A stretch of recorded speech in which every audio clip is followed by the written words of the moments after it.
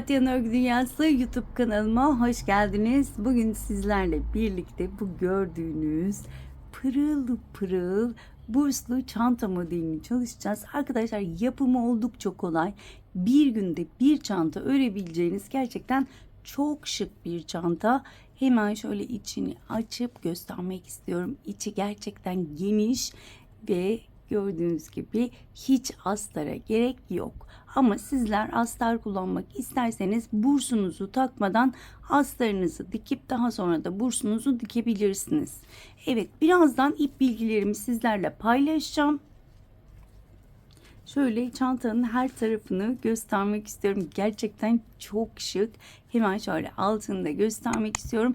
Bu altını tekli trabzan olarak çalıştım. Ama şu alt bölümü verdiğim ölçülerle birlikte sık iğnede çalışabilirsiniz. Bunu da hatırlatmak istedim. Evet arkadaşlar, isterseniz bu modelin yapımına geçelim. Geçmeden önce minik hatırlatmamı yapmak istiyorum. Biliyorsunuz ki kanalım tamamen ücretsiz.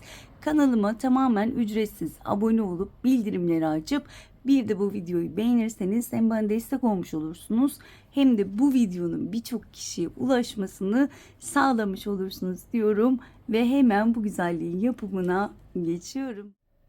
Evet arkadaşlar, öncelikle ipimden bahsetmek istiyorum. Egemen'in Simcord Supra ipi arkadaşlar. Şöyle göstermek istiyorum. Pırıl pırıl çok güzel. Ben de ilk defa kullanacağım bu ipi. Hemen şöyle renk numarasına bakıyorum ama renk numarası maalesef yok. Hemen kaç gram olduğuna bakıyorum. 200 gramlık bir ip muhtemelen bir çantaya yetecektir. Ve kullandığım tığ numarası ise 3 milimlik tığ arkadaşlar. Ben şöyle sıkı sıkı bir çanta olsun diye biraz küçük bir tığ kullandım. Ama sizler daha büyük bir tığ kullanabilirsiniz. Zaten şöyle şurada hemen göreceksiniz, 3.50 milimlik tığ idealdir diyor. Hemen şöyle bursumu göstermek istiyorum. Sizler istediğiniz ebatlarda burs kullanabilirsiniz. Hemen ölçü vermek istiyorum. Benim bursumun eni, şöyle tam bir ölçü verirsem, 17 santim arkadaşlar. Sizin bursunuzun ölçüsü ne kadar olursa olsun benim kullandığım taktikleri kullanırsanız istediğiniz ölçüleri elde edebilirsiniz. İstediğiniz boyutlarda çantalar yapabilirsiniz. Hemen ben şöyle 11 santim eni olacak şekilde bir taban ayarlayacağım ve bunu zincirinizi çekip ölçebilirsiniz. Ben şöyle 19 tane zincir çekmeyi düşünüyorum, sonra ölçeceğim. 1 2 3 4 5 6 7 8 9 10 11 12 13 14 15 16 17 18 19 dedim ve hemen şöyle mezurumu alıp ölçmek istiyorum. 11 12 santim idealdir. Şöyle hemen göstermek istiyorum. Tam ölçelim şöyle. Evet, tam 11 santim arkadaşlar. Hemen burada bakın. En son çektiğim zincirden tuttum. Şöyle 2 tane zincir çektim. Tığın başını doladım. Ve tekli trabzan yapıyorum. İlmeği aldım. 3 ilmeği aynı anda kapatıyorum. Tığın başını doladım. Zincirleri tek tek batıyorum. Son zincirimle birlikte toplamda 20 tane tekli trabzanım olması gerekiyor. Sürekli sayarak yaparsanız arttırma, eksiltme yapmamış olursunuz. Bu şekilde tek tek batarak tekli trabzan yapıyorum. Şöyle göstermek istiyorum. Sıra sonuna kadar bu şekilde devam edelim.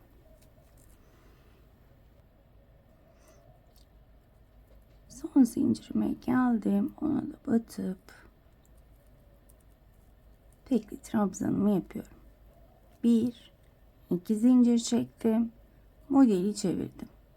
tığın başını doladım ve hemen önümdeki trabzana batarak tekli trabzanlarımı yapmaya devam ediyorum. Gidip gelirken sayıyorum. 20 ise 20, daha fazlaysa yani trabzanımız kaçsa onunla devam ediyoruz.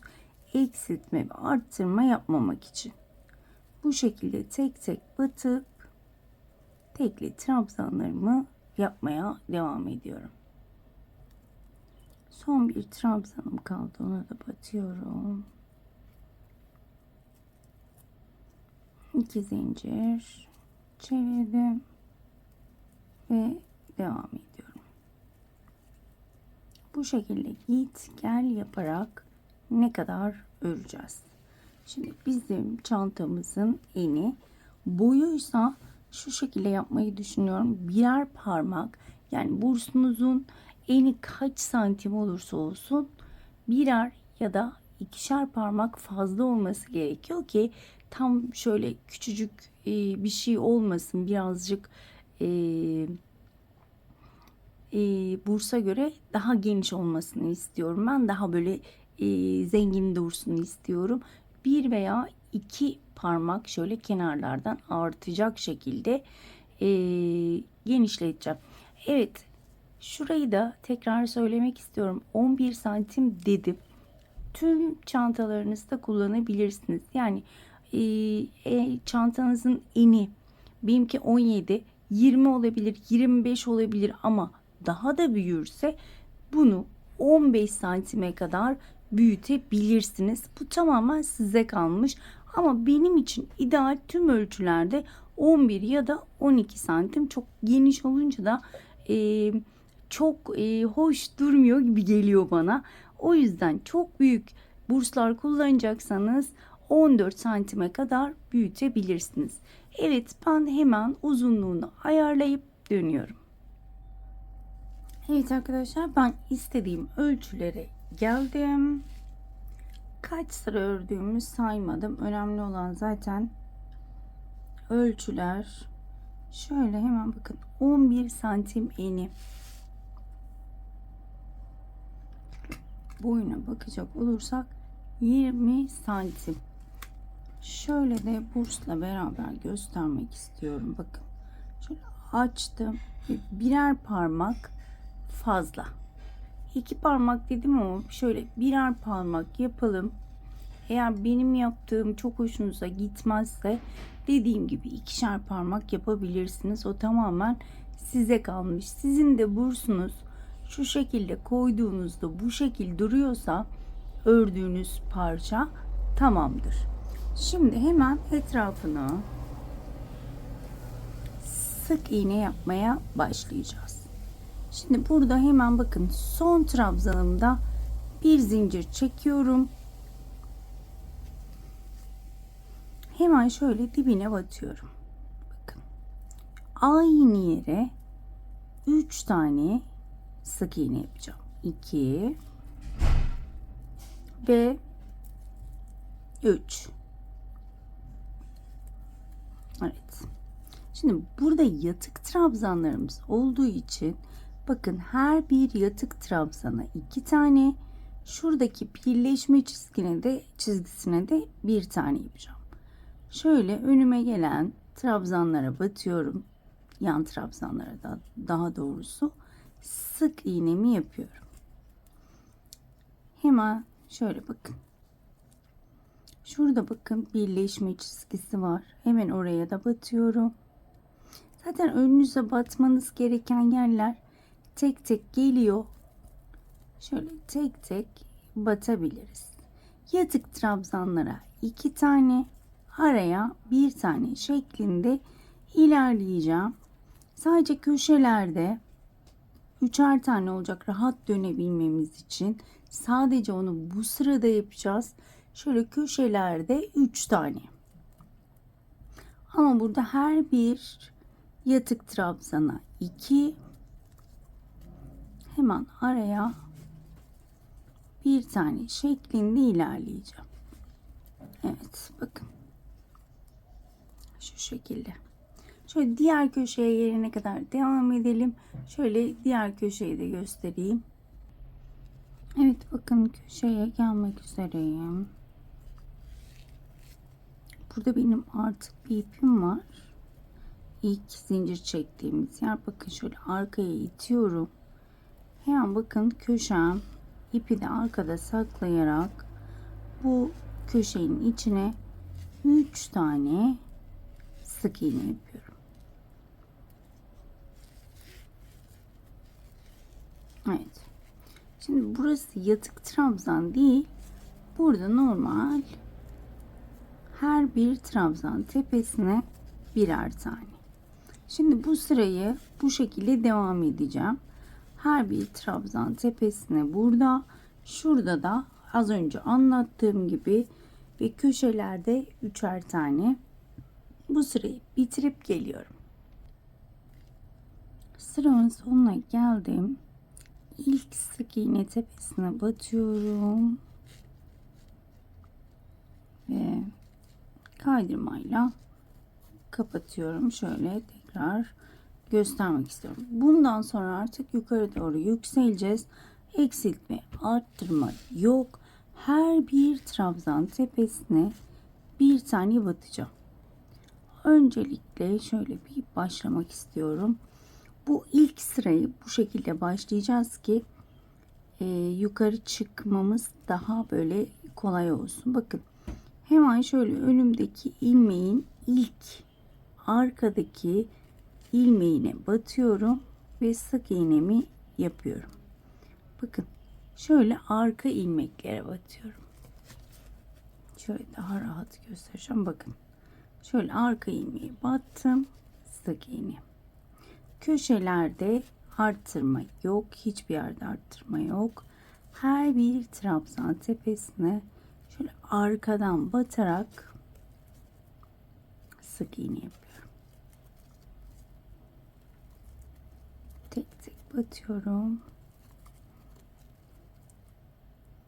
ve sık iğne yapıyorum sıra sonuna kadar. Sıra sonuna geldim. İlk yaptığım sık iğneye batıyorum. Kaydırmayla kapatıyorum. Bu sırayı da bitirmiş oldum. Bakın şu şekilde ağır ağır kıvrılmaya başlayacak. Şöyle. Şu şekilde kıvrılmaya başlayacak. Artık normal bir şekilde şöyle dibine batarak başlıyorum sıralarıma. Arka ilmeklere batmıyorum. Doğrudan trabzan tepelerine batıyorum artık. Yine arttırma eksiltme yok. Kaç sıra öreceğimi bilmiyorum ama tahmini olarak 20 santim uzunluğunda örmeyi planlıyorum. Şöyle biliyorsunuz ki ben ölçü yapıyorum. Net olarak sizinle beraber yaptığım için şöyle net şu sıradır diyemiyorum. Doğaçlama yapınca maalesef böyle oluyor. Ölçü yapıyoruz. Bu şekilde ben döne döne istediğim sıraya gelene kadar öreceğim. Tüm sıralar sık iğneden oluşacak. Dediğim gibi 20 santim, yani şöyle kıvırdığımda 20 santim olacak kadar örmeyi planlıyorum arkadaşlar. Evet, ben istediğim uzunluğa ulaşıncaya kadar örüp hemen dönüyorum. Evet arkadaşlar, ben yeterince ördüm. 20 santim dedim ama ben de ilk defa ördüğüm için biraz fazla söylemişim. Hemen şöyle ölçelim. Şöyle ilk sırayla beraber 12,5 santim ördüm arkadaşlar. Benim için yeterli. Şimdi şöyle bursumu açıyorum. Bakın şöyle yaptığımda tam içine yerleşmesi gerekiyor. İçine çok yerleşmese de bol gelse de önemli değil. Yani bunu topladığımızda çanta toplanacaktır. Ama önemli olan küçük gelmemesi. Evet. Şöyle ben hemen şuradan devam etmiyorum. Bir sıra daha örecektim, sonra vazgeçtim.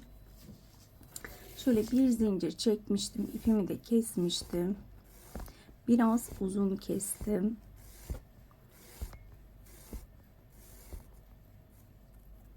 Evet, şöyle sıkılaştırıyorum.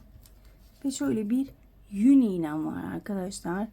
Hemen ipimi yün iğnesinden geçiriyorum. Şöyle 2 katı olacak şekilde ayarlıyorum.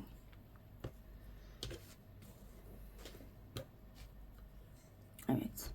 Bir ucunu şurada tutup öyle dikeceğim. Şurayı da şurada bağlayacağım. Şimdi ondan önce şunu kenara bırakıyorum. Şöyle bir ip aldım. Öncelikle bursumu doğru yerini buluyorum. Yanlış yerine dikmeyelim. Evet, şöyle iyice açıyorum. Tam uygun bir şekilde yerleştirmek istiyorum. Çünkü yamuk olursa bir daha sökmemiz gerekecek. O yüzden düzgün bir şekilde ve dikerken kaymaması gerekiyor.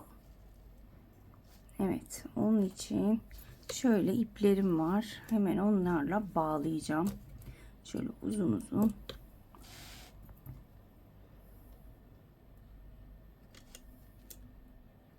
Şöyle hemen örgüyü bozmadan tığımı geçirdim. Şimdi masada biraz zor yapıyorum ama siz bunu daha kolay yapacaksınız. Evet, şöyle geçirdim.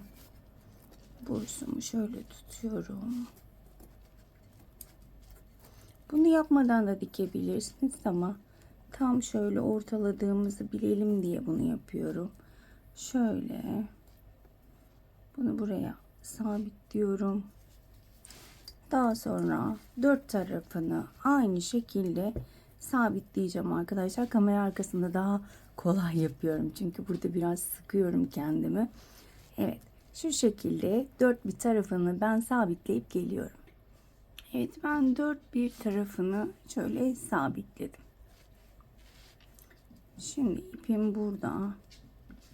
Ya bakın, şuradayım. Hep aynı yönden dikeceğim ve ilk trabzanların şöyle sık iğnelerin ilk, yani en son diyebilirim, şöyle en son sık iğnelere batarak şu sürekli ip kesmemek için bayağı bir uzun bıraktım. Evet. Şimdi bakın, burada ipim arttı. Onu daha sonra sabitleyeceğim.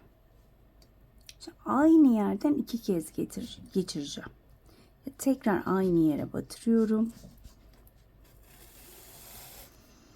Ve ikinci kez.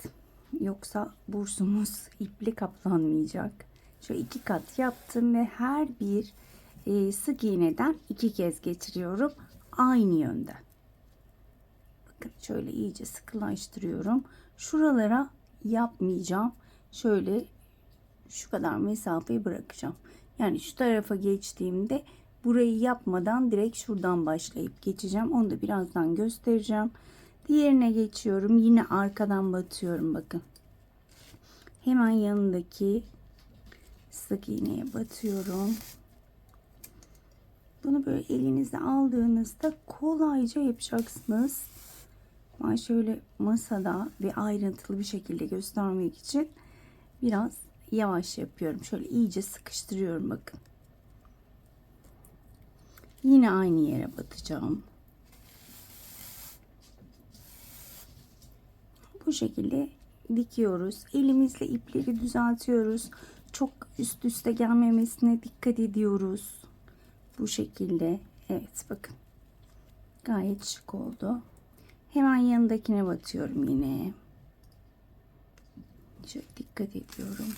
Hemen yanındakine battım diye. Zaten gördüğünüz gibi kapanıyor.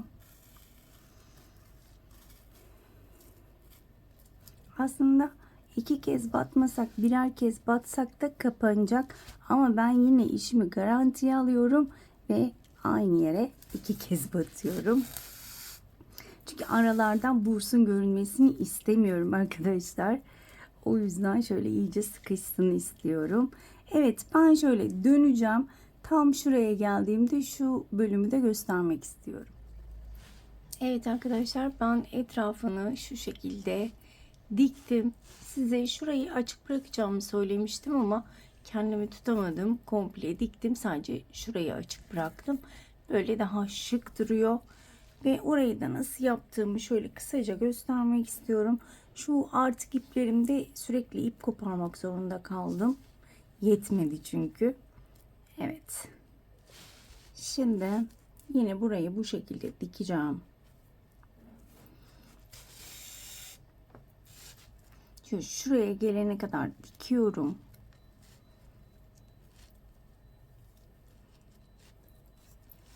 Her bir sık iğneye tek tek 2 kez batmak zorunda değilsiniz. 2 kez batmanız gerektiği zaman batabilirsiniz. Bunu da söylemek istiyorum. Bazen o şekilde yaptım ben. Her bir sık iğneye 2 kez batmanıza gerek yok. Ben bazen batıyorum, bazen tek batıyorum. Onu kendiniz şöyle elinizi sıka sıka ayarlayabilirsiniz.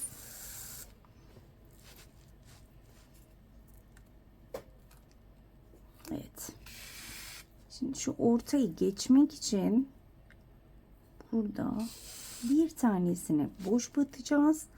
Onu göstermek istiyorum size. Bakın burada ara açık kaldı. Buraya mecbur 2 kez batacağım. Aynı yere 2 kez batıyorum. Evet. Bakın burada şöyle bir potluk yaratmaması için buraya şöyle hemen şuradan bir taneye boş batıyorum. Bakın. Hemen arkadan çıkardım. Hemen yanındakinden batıyorum. Yani bir taneye boş batmış oluyorum ve hemen yanına geçiyorum. Bu şekilde ben yine tamamlayacağım. Daha sonra iplerimi saklayıp hemen dönüyorum. Evet, ben çantamı bitirdim. İplerimi temizledim. Şöyle hemen içini göstermek istiyorum. Ve başta da unutmuş olduğum bir şeyi de hatırlatmak istiyorum. Arkadaşlar ben içine astar yapmaya gerek görmedim. Gayet sert çünkü. Ama sizler astar dikmek isterseniz bursumuzu dikmeden önce astarınızı bir güzel dikin. Daha sonra da üzerine bursunuzu dikebilirsiniz. Hemen ipimi de göstermek istiyorum. Arkadaşlar bir tane yumaktan yine şöyle yani 3'te 2'sini kullanmış olduk. Bununla da şöyle minik telefonluklar falan yapabilirim diye düşünüyorum. Evet arkadaşlar bugünlük de bir videonun sonuna geldik. Umarım ayrıntılı bir şekilde anlatabilmişimdir. Umarım anlatımımdan memnun kalmışsınızdır. Bir dahaki modellerde görüşmek dileğiyle. Kendinize çok iyi bakın. Hoşça kalın.